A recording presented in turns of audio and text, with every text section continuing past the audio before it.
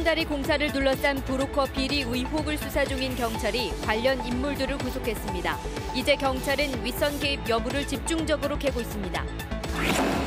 재활용 쓰레기 처리장에서 감염 우려가 있는 의료 폐기물이 무더기로 발견됐습니다. 하지만 추적 조사에 나서야 할 전주시는 미적거리고 있습니다. 초겨울에 접어들면서 학교마다 독감 환자가 크게 늘고 있습니다. 최근 한 달간 독감에 걸린 학생 수는 지난해 같은 기간 3배에 달합니다. 전라북도가 오는 2020년 군산조선소를 다시 가동하겠다는 목표를 내놨습니다. 하지만 GM 군산공장 정상화는 여전히 안개 속에 머물러 있습니다. 여러분 안녕하십니까? JTBC 8시 뉴스입니다. 비리 의혹이 불거졌던 정읍 구절초공원 출렁다리 사건. 뇌물을 주고받은 혐의로 결국 브로커와 공무원이 구속됐습니다. 뇌물이 어디까지 흘러들어갔는지 경찰 수사는 이제 그 윗선을 겨누고 있습니다. 오정현 기자의 보도입니다. 구속된 브로커 51살 강모 씨는 뇌물을 준 혐의, 공무원 41살 정모 씨는 이 돈을 받고 업체 선정과 공사 과정에서 편의를 봐준 혐의를 받고 있습니다. 실제 브로커를 앞세운 업체는 선정 과정에서 허위 실적을 내고도 공사를 따낸 것은 물론 가짜 입금표를 제출하고도 별 문제 없이 공사비를 추가로 타낸 사실이 JTBC 취재 결과 밝혀지기도 했습니다. 경찰은 이제 윗선을 겨누고 있습니다. 공사를 따낸 업체가 브로커에게 약속한 금액이 공사 대금의 20%, 약 3억 원에 달하는 만큼 돈이 어디까지 흘러들었는지 고위직 공무원의 개입이 있었는지를 집중적으로 캐고 있습니다. 브로커가 외근하면 받은 금액이 엄청 커요. 그 정도 금액은 상당히 많이 건네갔을 거라고 좀 보긴 봐요. 피의자로 입건돼 이미 한 차례 조사를 받은 정읍시 의회 의원은 조만간 다시 불러내 추궁한다는 계획입니다. 출렁다리를 둘러싼 비리 의혹의 핵심 인물들이 구속되면서 윗선 개입에 대한 경찰 수사가 탄력을 받게 됐습니다. JTBC 뉴스 오정현입니다. 전주시 종합 리사이클링 타운의 재활용 쓰레기에서 의료 폐기물이 발견됐다는 점을 지적한 적이 있습니다. 당연히 의료 폐기물을 단서로 전주시에 철저한 추적 조사가 뒤따라야 했습니다. 하지만 전주시는 늦장 대응이라는 비판을 받고 있습니다. 주혜인 기자가 보도합니다. 지난 21일 전주시 종합 리사이클링 타운의 재활용 쓰레기에서 링거, 주사기 등 다량의 의료 폐기물이 발견됐습니다. 의료 폐기물은 감염 위험 때문에 특별 관리가 필요한 지정 폐기물인 만큼 유출 경로에 대한 면밀한 조사가 필요합니다. 실질적으로 반입받는 봉투를 한번 뜯어봐야죠. 그래서 나름대로 이제 추적 조사 같은 거 해서 이게 과연 병원에서 나온 건지 가정에서 나온 건지 확인을 해봐야 됩니다. 의료 폐기물이 발견된 당일 취재진은 전주시에 즉시 이 같은 사실을 알렸지만 조사는 미뤄졌습니다. 내일 같이 가실 수 있을까요? 좀 조사하러? 아니요. 그래 때문에 바빠요. 못 가요. 전주시는 폐기물이 발견된 지 5일째 돼서야 점검에 들어갔습니다. 의료 폐기물을 불법으로 처리한 곳이 있더라도 점검에 충분히 대비할 수 있는 시간입니다. 전주시는 그나마 단서가 될 수 있는 리사이클링 타운의 CCTV에 대한 조사조차 미온적이었습니다. 우리가 이제 리사이클 타운 가서 CCTV는 볼 시간이 없으니까 보시고 우선은 이제 병원을 한번 집중적으로 보자고요. 전주시는 의료 폐기물 배출업소 1,300여 곳을 점검하겠다고 했지만 점검 첫날 시간이 부족하다며 요양병원 한 곳만 점검했습니다. 한 달 동안 특별 점검이 이뤄질 예정이지만 이미 단속 정보는 새 나간 뒤라서 그 효과에 대한 의문이 제기되고 있습니다. JTBC 뉴스 주혜인입니다. 초겨울에 접어들면서 각급 학교에선 독감 환자가 크게 늘어나고 있습니다. 오늘도 100명이 넘는 학생이 학교에 나오지 못했습니다. 면역력이 약한 초등학생 환자가 대부분입니다. 조창현 기자가 보도합니다. 이 초등학교는 어제까지 13명의 학생이 독감 확진 판정을 받았습니다. 지난 23일 처음 독감 환자가 발생한 이후 급속히 번지고 있습니다. 학교 측은 확진 판정을 받은 학생은 등교를 중지시켰습니다. 학생들은 독감 예방을 위해 마스크를 쓴 채 수업을 받고 쉬는 시간이면 손 소독제를 사용하고 있습니다. 학생들이 등교하면 담임선생님께서 건강상태 모니터링 하시고요. 보건실로 이상 학생 보내시면 바로 발열 체크하고 학부모님들이 인계해서 병원으로 보내도록 하고 있습니다. 최근 한 달간 도내 초중고등학교에서 발생한 독감 환자는 296명. 지난해 같은 기간 89명에 비해 3배 이상 늘었습니다. 이 가운데 독감 치료를 받고 있는 120여 명은 현재 학교에 나오지 않고 있습니다. 독감 환자 가운데 대부분은 면역력이 약한 초등학생입니다. 교육청은 지난 19일 인플루엔자 유행주의보를 발령하고 일선 학교에 예방관리 강화를 요청했습니다. 특히 올해는 지난해보다 2주 일찍 독감주의보가 발령된 데다 A와 B형 동시에 유행하고 있어 중복이나 교차 감염의 우려가 높습니다. 전문의들은 시기적으로 늦은 감은 있지만 지금이라도 독감 예방 백신 접종을 조언합니다. 독감에 걸리더라도 위중한 합병증이라든지 또 사망에 이르는 그런 걸 방지할 수 있기 때문에 독감주의보가 발령됐음에도 불구하고 지금 독감 안 맞으신 분들은 예방접종하는 게 맞습니다. 교육당국은 독감과 함께 감염성 질병인 수두 발생도 급증하고 있다며 손 씻기 등 학생 개인위생에 각별한 주의를 당부했습니다. JTB 뉴스 조창현입니다. 현대중공업 군산조선소의 후속 대책으로 전라북도가 선박블록 20만 톤을 확보한다는 계획을 내놓았습니다.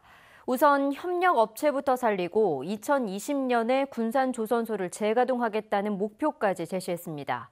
하지만 한국GM 군산공장의 정상화는 여전히 안개 속입니다. 보도에 송창용 기자입니다. 지난해 7월 현대중공업 군산조선소가 문을 닫으면서 전북 조선업 생태계는 무너졌습니다. 협력업체 수는 86개에서 22개로 줄었고 근로자 수는 5,000명에서 400명으로 급감했습니다. 지금으로선 군산조선소에 선박 건조 물량이 들어와도 협력업체에서 감당할 수 없는 상황입니다. 때문에 전라북도는 우선 협력업체를 되살리기 위해 다음 달에 현대중공업과 협상해 선박블록 20만 톤을 확보할 계획입니다. 이 물량으로 내년에 협력업체를 다시 활성화한 뒤 2020년에 군산조선소를 다시 가동한다는 목표입니다. 전라북도 군산경제를 위해서는 군산조선소가 조속히 재가동되는 것이 필요하다고 생각합니다. 이에 반해 한국GM 군산공장의 정상화는 여전히 안개 속입니다. 국내외 자동차 업체 등 여러 제조업체들이 매입이나 임대를 문의하고 있지만 가격과 지원 조건 등에 대한 의견차 때문에 성과가 없는 상태입니다. 여기에 미국의 GM 본사가 최근 추가 구조조정에 들어가면서 상황이 더욱 복잡해지고 있습니다. 조립 공장으로 연속적으로 활용되기를 바라고 있기 때문에 도는 산업부와 협력하여 메이저급 운영사를 찾고 있고 그 메이저급 유치에 전념하고 있습니다. GM의 구조조정에 따라 군산공장의 매각 속도가 빨라질 수도 또는 늦어질 수도 있기 때문에 상황에 따라 신속하고 적극적인 대응이 필요합니다. JTB 뉴스 송창용입니다. JB금융그룹 김한 회장이 세 번째 연임에 도전하지 않고 내년 3월까지만 회장직을 수행하겠다고 밝혔습니다. 지난 2010년 전북은행장에 취임한 김한 회장은 2013년 JB금융회장에 오른 뒤 우리캐피탈과 광주은행 등을 인수하면서 7조 원인 자산 규모를 50조 원으로 키워 세 번째 연임이 유력했지만 후배들을 위해 용퇴하겠다고 오늘 임직원들에게 발표했습니다.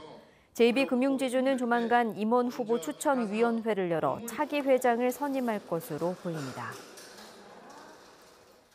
전라북도와 시군의 가축 방역관 채용난이 올해도 이어지고 있습니다. 전라북도와 시군은 지난 12일부터 가축 방역 업무를 전담할 수의직 경력 공무원 29명을 뽑으려 했지만 응시자가 13명에 불과해 최종 12명을 채용하는 데 그쳤습니다. 전라북도와 시군의 가축 방역관 정원은 184명이지만 실제 인원은 절반도 안 되는 75명에 그치고 있습니다. 자치단체들이 잇따라 내년도 의정비를 인상하고 있는 가운데 정읍시가 자치단체 가운데 처음으로 동결을 결정했습니다. 정읍시 의정비심의위원회는 공무원 보수 인상률인 20.6% 수준의 인상안을 논의하기도 했지만 심의위원 10명 가운데 7명이 표결해서 어려운 경제 상황 등을 이유로 동결을 선택했습니다. 올해 정읍시 의원 의정비는 월정수당 2,090만 원과 의정활동비 1,320만 원 등 모두 3,410만 원입니다. 새만금 세계 잼버리 대회.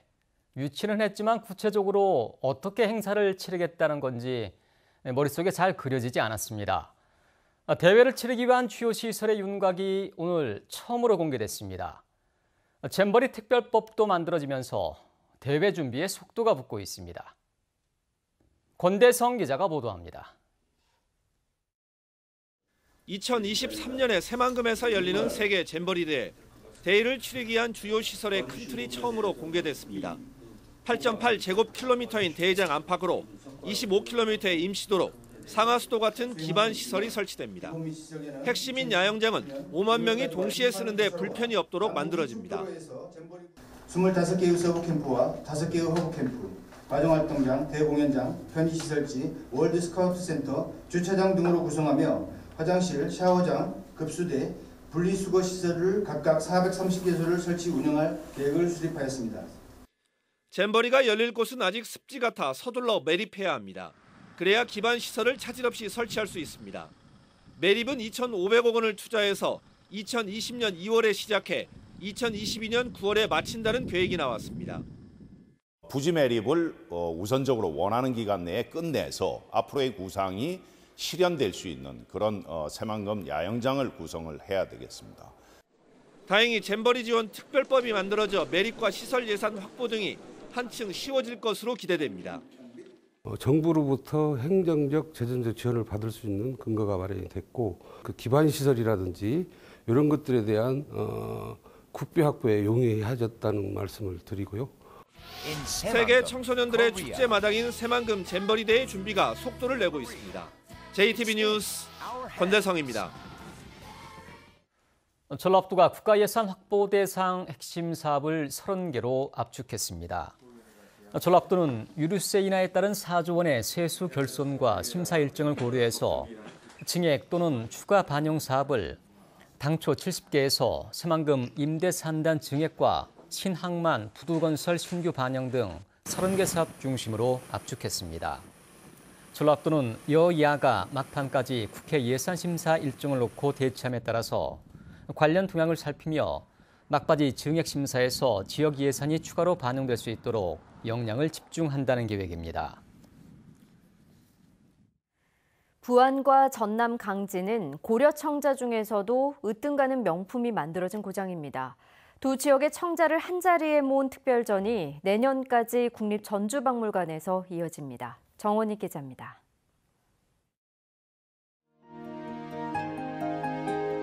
영롱한 빛이 도는 청자들이 전시회장을 가득 메웠습니다.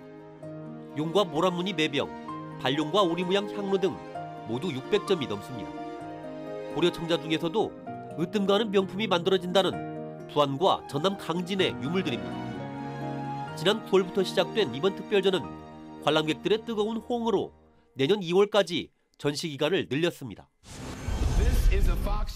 그 누구도 예상하지 못했던 트럼프가 당선될 수밖에 없었던 미국의 민낯.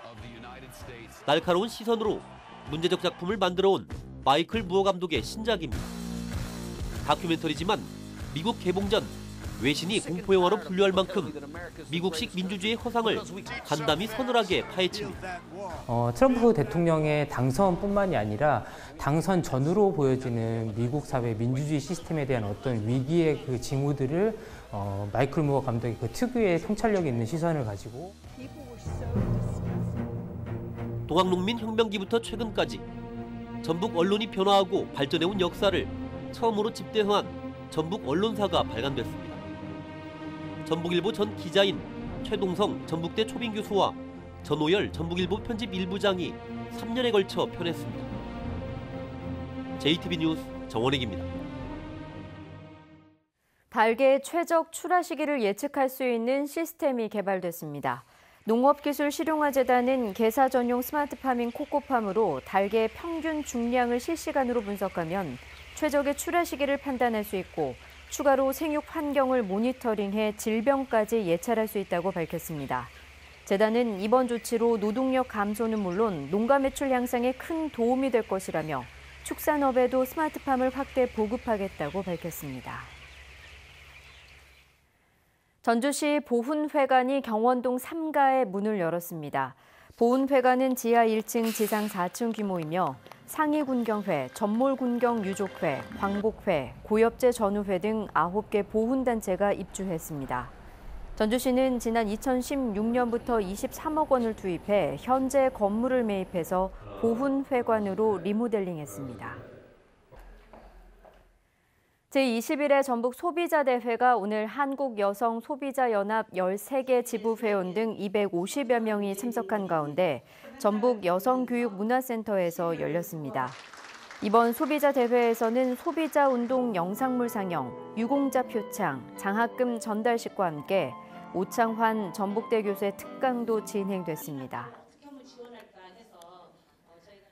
익산 장전마을의 집단 암 발생의 원인으로 지목받고 있는 인근 비료 공장의 철거 작업이 중단됐습니다.